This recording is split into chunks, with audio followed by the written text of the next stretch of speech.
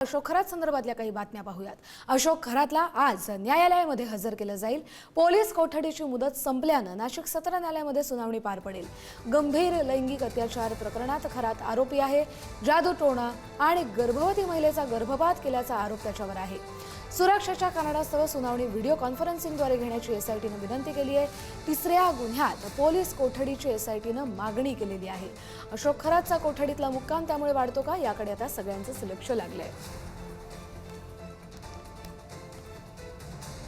तर आज भोंदू अशोक खरात प्रकरणात तक्रारींचा आकडा वाढलेला आहे। आणखी 11 महिलांनी पुढे येत लैंगिक शोषणाचे आरोप केलेत। एसआयटीने दिलेल्या हेल्पलाईन नंबरद्वारे त्यांनी तक्रारी नोंदवल्या आहेत। ऊर्जा, पूजा आणि शरीर शांतीच्या नावाखाली शोषण केल्याचा या महिलांनी आरोप केलाय। भीती दाखवून महिलांना जाळ्यात ओढल्याची धक्कादायक माहिती मिळाली आहे। भोंदू अशोक खरात विरोधात आतापर्यंत लैंगिक शोषणाचे 8 गुन्हे दाखल झाल्यानं नव्यानं 11 तक्रारी आल्यानं नवे गुन्हे दाखल होण्याचीही शक्यता आहे। तर आज अशोक खरातचा आणखी एक कारनामा उघड झालाय। स्वाध्याय परिवाराच्या जागेवर बेकायदा कब्जा केल्याचा आरोप त्याच्यावर आहे। सातबारा उतार्यावर तत्वज्ञान विद्यापीठाची नोंद आहे। प्रत्यक्ष वापर मात्र खरात कुटुंबीय करते। बंगल्यालगतच्या भूखंडाचा खासगी लॉन सारखा वापर केल्याचा आरोप आहे।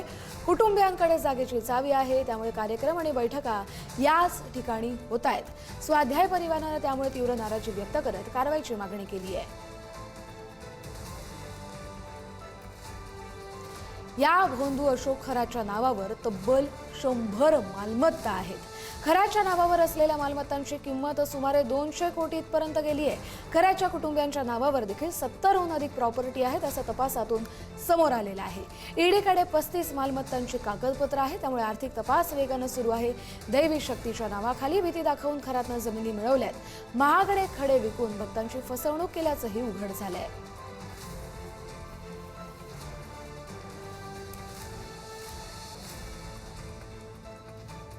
Thank you.